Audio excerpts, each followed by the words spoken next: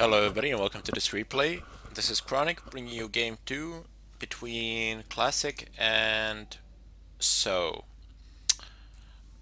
If you keep wondering why I keep forgetting the players' names, sometimes don't do these I usually actually don't do these commentaries one after another. Maybe I do 3, but I've already done like 4 before this one tonight, and I think this is my 4th cast for tonight. I don't know exactly why am I doing this so many tonight. Just seem to be on a roll. It's fucking late and I'm tired. And tomorrow it's a weekend, so I'm going off to my I'm gonna head off to my summer house, and I'm gonna take a shovel and just relax with it. My grandfather will probably want me to do something which I won't want to do, but I have to because he's my grandfather. Then I'll have to give him a huge smile and say, "Yes, grandfather, I will happily do this job for you." And I'll have to smile it while I'm doing it. So yeah. In any case, I bid you all welcome to this game. This is round of 2 match in the GSL, in the ESL. Sorry, or it was the G. Pretty sure it's the GSL. 99%, 0.99% sure. I somehow keep confusing those two. I don't know really why. It just happens, I suppose, because the name is rather similar. Anyway, it's not a diagonal spawn. It is once again one of the more different maps from what we're used to seeing on this channel. But I am glad for it. I am happy for it. I no longer wish to see those same maps recurring over and over and over again. It gets on my fucking nerves. Anyway, it's not a diagonal spawn. It's a I would usually refer to as a close spawn, but due to the size of the map, it's not exactly close. Do it as you wish. First try is gonna be success. He's going to spot the Protoss player. He's going to see what he's up to. Classic will be revealed completely. And one of the very strange things on this map is that you can expand at the back of your base. So who came up with that fucking idea? I mean, it gives you extra safety. It makes the game less dynamic. It gives you less options for early pushes, cheese, rushes, etc. But yeah, view it as you like. That's just how I see it. I'm just so looking forward to all these changes that they've actually a full wall off here. I'm just so looking forward to all of these changes that they've announced in the Legacy of the Void. That they will accelerate the pace of the game. The games will move along much faster. The games will be far more dynamic in comparison to what they are now, and it's just going to be fantastic. I sincerely hope that I will have a shitload of pro matches of extremely good games to cast. Once again, I would like to say to everybody watching this, if you get into beta or something like that, uh, if you could send me some games or something of a kind, I would be infinitely grateful to you. For real. I don't know. I've signed up for it, but I'm not sure we'll actually get it or not. We'll see. It doesn't really matter. I'll buy the game anyway, and then from there on, I will cast the games. But if somebody gets a beta that's watching this, if you could please, like, just send some replays my way or something of a kind, as I said, I would be infinitely grateful. In any case, over here, standard build really, cybernetics gateway, cybernetics core, and oh, actually we have a Stargate in the back as well. He's going to spot it with this Overlord, this gateway. I don't think it's going to do much. It's not going to be a gateway like in the last game, a proxy gate. Oh, that was not a not a game-changing move, but certainly a devastating move. A move that did a great deal of harm to the Zerg player. So, anyway, so moving on to 3 bases. Oh, damn. This coffee and milk is really gonna be the end. It's really gonna be the death of me. Anyway, 3 base Zerg here, expanding in the back as well. I question the wisdom of taking that back as actually no. He is definitely in the right. I just wanted to say that perhaps he could have saved it or preserved it for later use, as it is so safe, far in the back, behind all of that, and not exactly accessible by ground. Although run-bys are still possible. as you can see, the Oracle is just going and going, and it does not give a shit about anything. It goes straight to this back expansion, and unfortunately, there's a spore crawler there. Of all the places that he could have found a spore crawler, he finds it in the far back, but there is one in each of these bases, and that is a very reasonable, that's a very rational choice that could have been made. And look at this, one Overlord here, here. He's completely covering this up. This is a lab bot. We could certainly use more bots on the internet. I mean, because there really like isn't enough of them out there spamming and flaming and doing shit, etc. Here we go, Void Ray coming in here. I mean, this Void Ray is just gonna tear this Overlord apart. I probably just gonna build one, I imagine. No, he's actually building a second one, so he plans to do something with them other than just popping one for Overlord hunting. I mean, a Phoenix would have been a better option, but apparently not. Wants this he wants this Void Ray to go about and actually do something useful in this game. What exactly that is, I have no idea of whatsoever.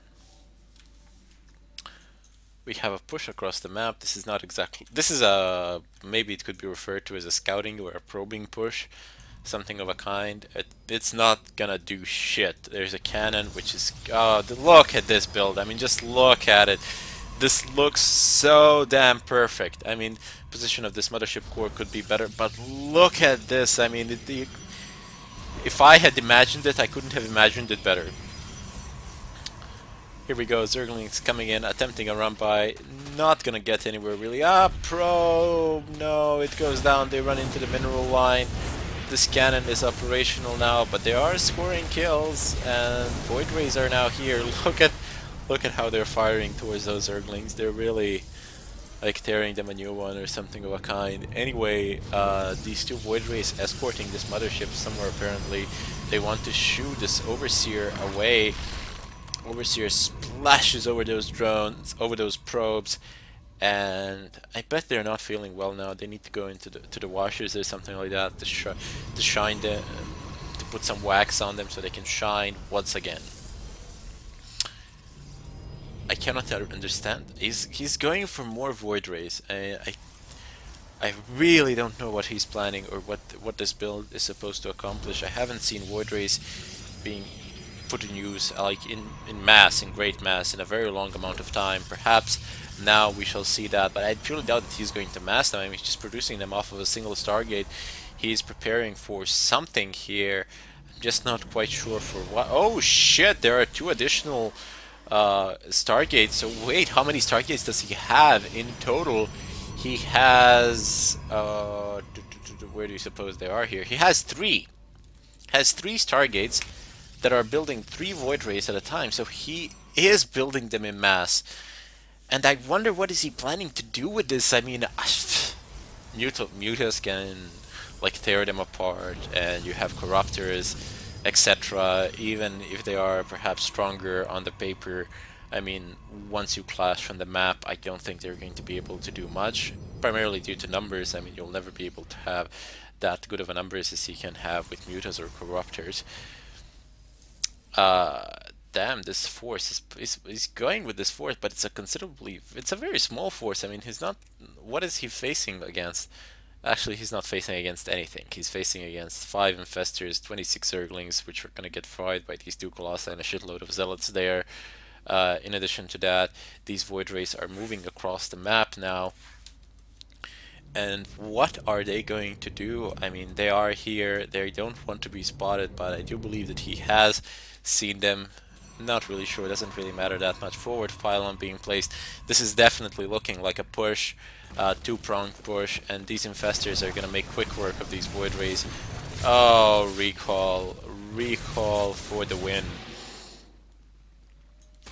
Here we go. No, he's actually giving up on this push after seeing those after seeing those Corruptors. Had to go back, and now this forward force is on the retreat path as well.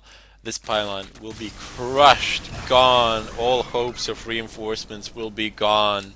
They will be left stranded in the middle of the map for no reason. And holy shit, the amount of these void races really climbed up. Ultras, really? Like you're going for ultras versus void race? I mean that is your counter. Uh, why? Why won't you build corruptors or something of a kind? It's gonna tear you apart. It's gonna tear those ultras apart. But uh, he has these infestors, so they can do terrible things to these void rays. Fortunately, there are colossi here, so even though they're under the effect of fungal growth, these queens cannot do much. As yes, there we go, long range extended terminal lands. And even though they're doing some damage with this fungal growth, oh, these colossi are frying things up. If only he had like 5 of them here. That's a bit of an overkill, I would say. Holy shit! Oh man, he should have stayed at least for a snipe. Might have lost a unit or two, but I mean, it wouldn't be too terrible.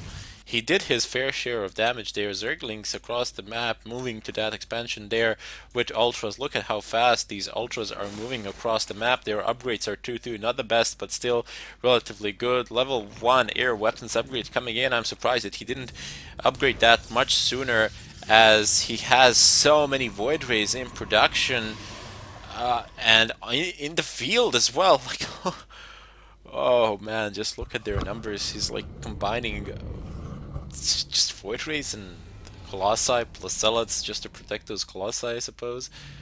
He could go for yet another turn around. Kill a few zerglings, die with honor at least, if nothing else. But no, he just kept on smashing against those rocks, and that was the end of them.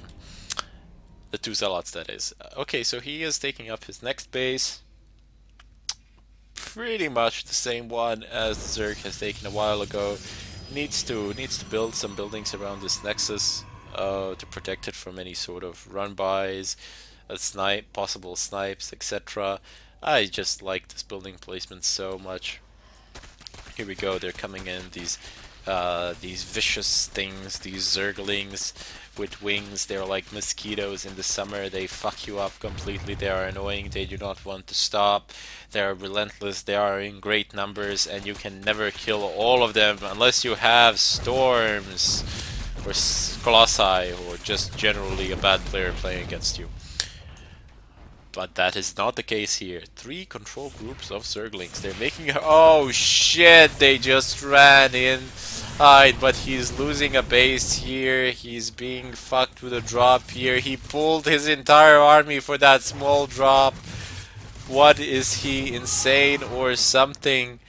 These Zerglings are now facing versus Zealots that have been warped in, and a recall has been done. This recall is such an awesome ability. I wish you could do it. I wish you had more energy so you could do it. And we would like to see a mothership. You certainly have enough. I see no reason why you shouldn't build it. Perhaps, maybe. Come on, click on it. Click on it. No. Placing up this forward expansion.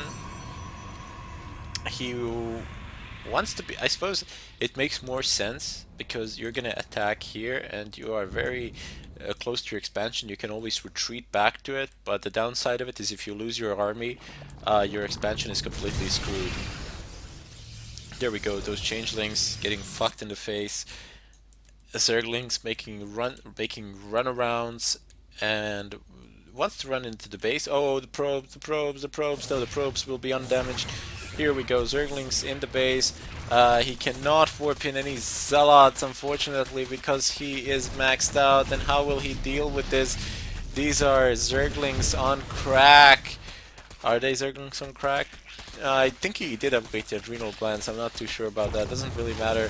But look at what they're doing to this base. They are desecrating. They're violating this place.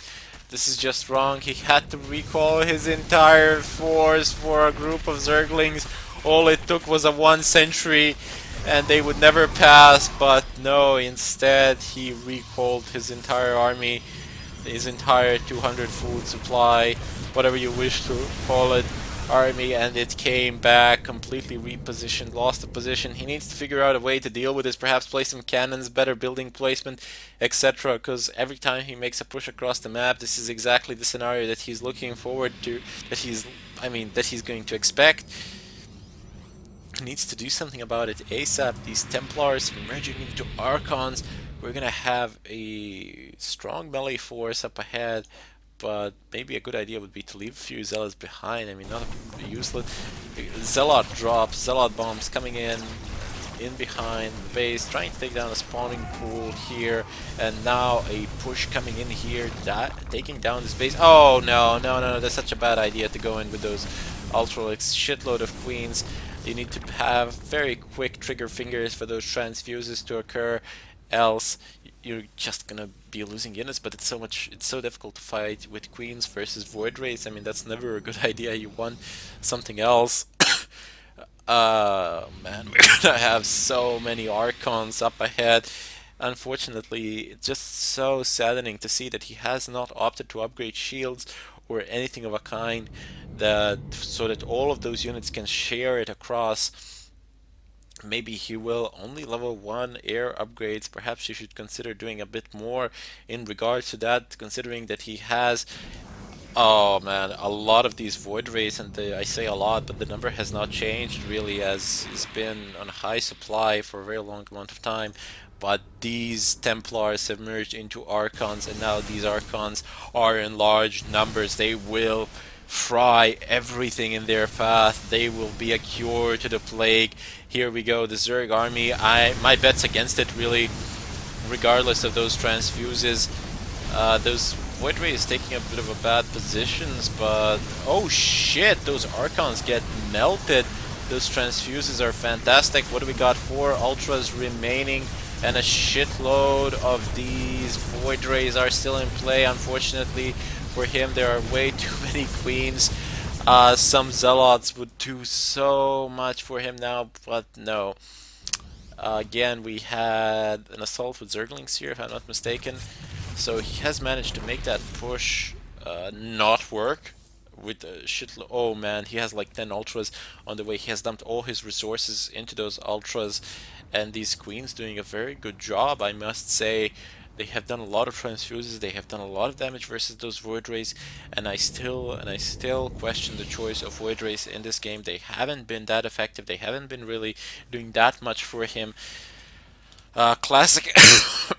Classic is in a lot of problems in this game.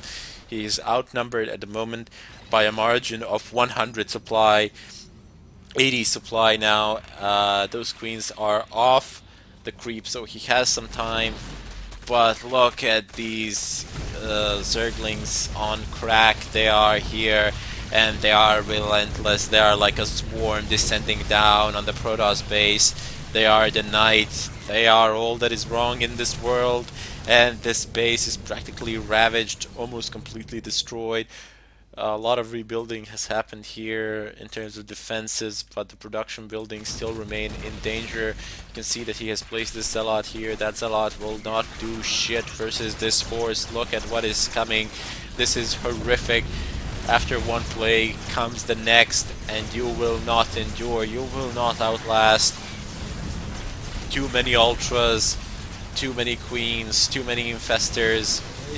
These Archons certainly good, but not good enough. These Ultras are just getting healed, and Classic has to throw the GG. He's no longer capable of withstanding these awesome assaults that came from SoO.